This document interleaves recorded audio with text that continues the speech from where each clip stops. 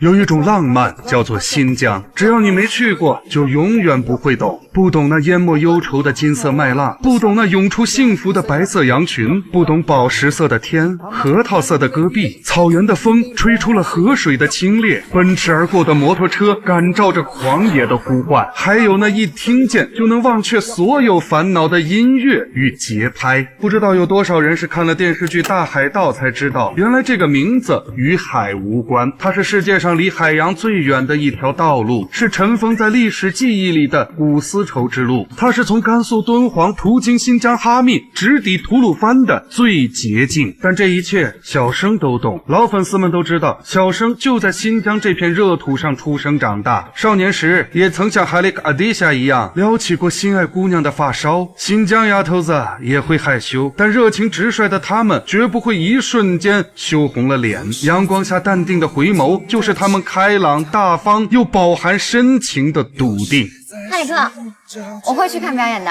这就是最原始最纯粹的美。海雷克和席琳刚认识的时候可谓从天而降，从小热爱摩托车的海雷克为好友肉自家的烤肉店开业，组织了一场摩托特技表演。在飞越探炉时，一次失误把海雷克整个人甩到了大浦镇书记郝强的前挡风玻璃上。当时车子副驾驶坐着的正是刚毕业就来到大浦镇任团委书记的年轻村官席琳阿伊木。以海雷克为首的大浦摩托青年们因违反交通法规被要求写深刻检讨，这个他们不怕，但接受不了自己的摩托车要被扣押1周的现实。新疆地广人稀，沙漠与戈壁遍布，本地的农牧民从聚居的村落到自己的田地牧场，以往最主要的交通工具是骑马，随着时代发展，机动性更高的摩托车逐渐代替了马匹，所以这些巴郎子从小都是和摩托车飞在一起的。基于这一点，为了让这些游手好闲的年轻人们发挥长项，也为了发展本地的文旅产业，郝强书记提出一个创想，在1年1度的大浦镇红枣节开幕式上举办摩托车特技表演，打造摩托小镇文化。而这个项目的负责人郝强书记自然选择了他看着长大的海利克。海利克不负所托，带着年轻人们自行设计建造表演场地，并勤加练习。期间，由于摩托车的噪音对村民有所影响，巴浪子们又经常不遵守交规，海雷克和斯林再次爆发矛盾冲突。你只知道自己骑摩托车，你骑来骑去，你能骑哪儿去啊？你能有？我能骑到哪儿去？我能骑到哪儿我就骑到哪儿，我想骑到哪儿我就骑到哪儿。对不起，我不是那个想法。你就那么喜欢骑摩托车吗？啊，喜欢。喜欢到可以不顾一切吗？那为了不喜欢不顾一切吗？海雷克的这句回答很新疆，他虽然文化不高，说不出什么大道理，却懂得什么是发自心底的热爱。当然，这份理想与热爱也足以打动一个执拗的姑娘。其实我想给你道个歉来着。我其实也挺抱歉的。哎，不用道歉，不用道歉，主要是你给我说心虚了，所以我才生气的。对不起啊。那我们这算扯平了。因为缺乏专业训练以及专业的机车改造技术，这些从土地里生长出来的摩托车手能表演的极限动作仅限于模仿网络视频和自学。表演当天，海利克的摩托出了故障，差一点搞砸演出。此时另一个身影飞驰闪现，赢得了观众们的掌声与喝彩。兄弟们觉得这个小子是来砸场子的，唯有海利克认为他是来救场的。这就是海利克与林浩两大男主因摩托车开始的羁绊。林浩住在离大浦镇不远的红山岭，本职工作是煤矿工人，父亲是煤矿上的蒸汽火车司机。看过小生解读无人区的粉丝们一定了解，红山岭的原型就是新疆哈密市的三道岭煤矿，这里是全中国唯一还能看见蒸汽火车的地方，现在也成为了众多游客的网红打卡地。与海利克不同，林浩从小便拜在红山岭车神埃尔肯阿迪里门下学习骑摩托和机车改装。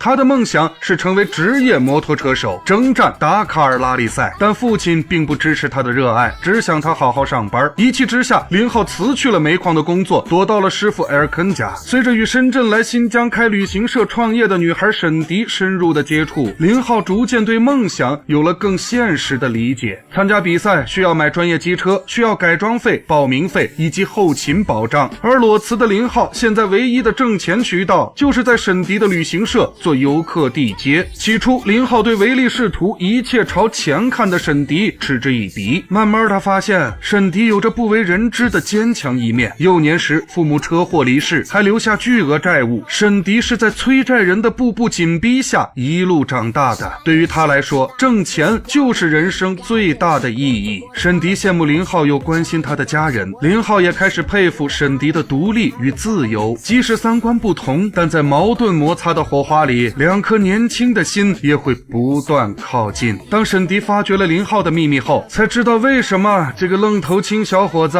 会桀骜不驯地与全世界对抗。原来林浩的爷爷和父母都是援疆知青，10岁时林浩母亲选择抛下林浩父子，独自去深圳创业。小林浩一路追着母亲离去的长途车，却不见母亲回头。从那之后，林浩就很少再哭，同时也不怎么笑了。昆海拉力赛开幕在即，没有钱买新车参赛的林浩得到了一份意外的礼物。已成为深圳女企业家的母亲盛林委托同为深圳创业者的沈迪，把一辆价格不菲的新车交付给儿子林浩。自从盛林离开林浩父子，每年寄给林浩的生日礼物都会被林浩原封不动地退回。可这一次，站在梦想与现实的交叉口，林浩会如何选择？沈迪又该如何完成大客户盛林总的这次委托呢？同一时间，海雷克也带着大埔镇的摩托青年们赶赴昆海参赛，连专业护具都没有，只能拿雨靴代替越野装备的新疆土著摩托车队又会取得什么样的成绩呢？4个年轻人的命运即将在醉人的音乐、熊熊的篝火，还有一望无际的戈壁大漠中发生意想不到的反转。或许因为小生是新疆人，所以在刷《大海盗》这部剧时，看到的不只是新时代里新疆青年的理想与奋斗，更看出了一份对家乡的全景描绘。基层干部郝强书记扎根边疆，一心想要发展小镇经济与文化建设，这是大家格局的体现。你看那个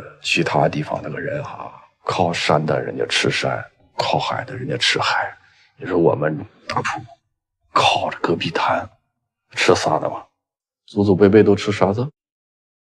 我希望到时候全新疆喜欢骑摩托的人都到我们大埔镇来，而将来有一天全中国全世界喜欢骑摩托的人都到我们大埔镇来，到时候只要他们来，我把大埔的路修得光光的，我压个心我欢迎他。年轻村官席琳接受过高等教育后，选择回到家乡出一份力。他虽兢兢业业，但他的父母却只是想让女儿尽早完成基层锻炼，调回大城市工作，这是属于小家的庇护。作为原住民的海利克出生在勤劳质朴的家庭，他除了血脉亲情，还有亲如一家的街坊邻里和一群土生土长的兄弟。但这层浓厚的家庭关系也将受到时代洪流的影响和改变。创业女孩沈迪是全国各地奔赴新疆，为建设边疆做出贡献的创业者代表。她虽从小就失去了完整的家庭，但也正用汗水与努力为全世界游客打造着宾至如归的星空营地。只有更多人来到新疆，认识新疆，了解新疆，发展新疆，这里才会真正从荒漠变为祖国的花园。俺们大埔这个地方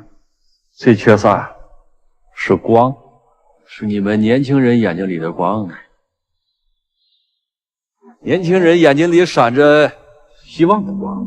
最让小生共情的莫过于同为江二代的林浩，他的家庭才是对许许多多的新疆人最立体最全面的展现。爷爷与父亲都是外省祖籍，却为了这片偏远贫瘠的土地奉献了一生。母亲选择中途放弃，而林浩和小生一样，喝着天山融化的雪水，吃着穆斯林的饭菜，出生长大在这片美丽又奔放的戈壁绿洲中。我们对父母的祖籍地是陌生的，从小建立起了新疆人豪爽粗犷的习性，但对于海利克这样的土著，我们似乎又无法自称本地人。所以无数江二代们都有一颗草原雄鹰的心，想要飞出这片大漠戈壁，飞向更广阔的天地。你就没想过要成为一个职业车手，参加拉力赛啊？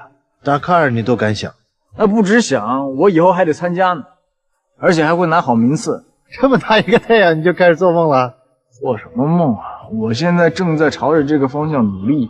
小生亦是如此。自从上大学起，离开新疆20年了，遑论成就，一直找不到的还是那份叫做家的归属感。每当被问起是哪里人时，虽然都会自豪地说我是新疆人，但得到的回答永远是你不像啊。于是小生只能笑着回应，我只是从小生活在新疆，父母都不是新疆本地人。每当说出这句话，心里仿佛怅然若失。这就是小生一定要推荐大家看《大海盗》这部剧的原因，因为它不仅能让你看见新疆的故事，还能让你理解新疆人的灵魂。曾几何时，葡萄、大枣、奶茶、烤肉、泡豆、拉赫曼都是小生用来招待远方朋友们用的。可忽然有一天，当亲朋好友们端上这些新疆特产，让小生多吃一点时，小生心头不禁一酸。离乡多年，原来我也变成外来的客人了吗？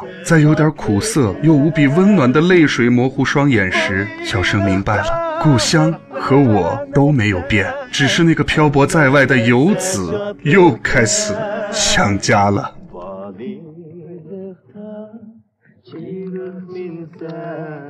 Чибых минсә атлык кәм